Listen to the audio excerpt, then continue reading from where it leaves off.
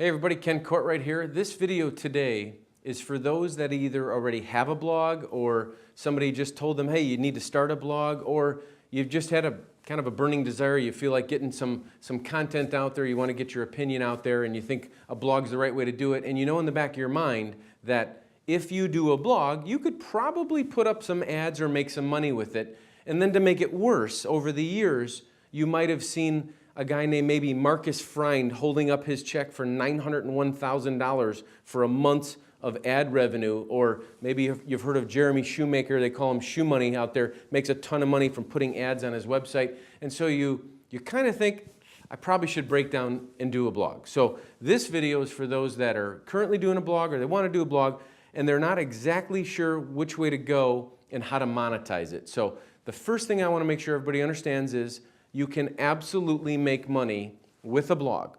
However, the days of making big money from putting ads on content, those days are kind of over. They ended about 2005, 2008.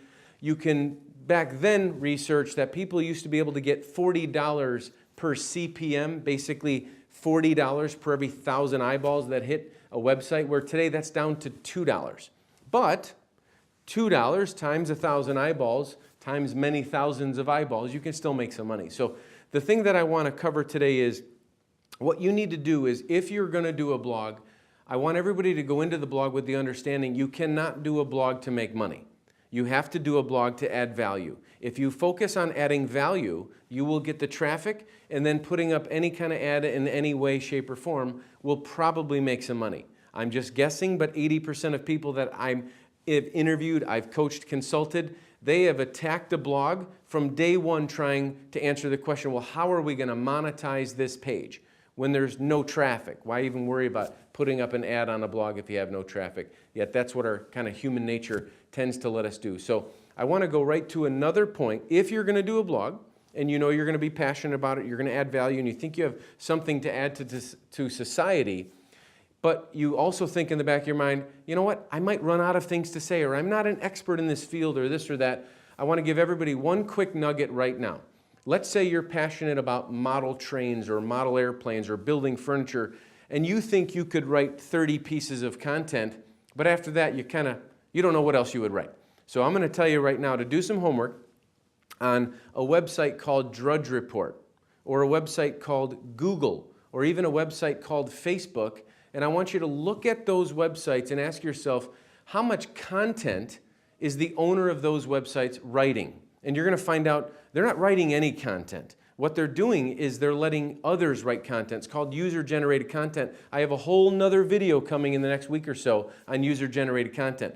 But let's say your hobby is building furniture, and you have even scripted out 30 blog posts, but you're hitting a brick wall. You're like, what am I going to write on next?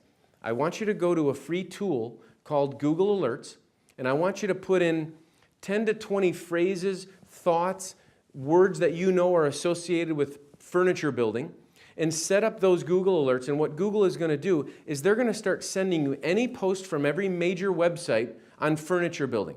And then what I'm going to tell you to do, if you want to keep your blog running into eternity and never run out of things to write on, all I'm going to tell you is the greatest tip I've ever learned is to start learning how to editorialize good content.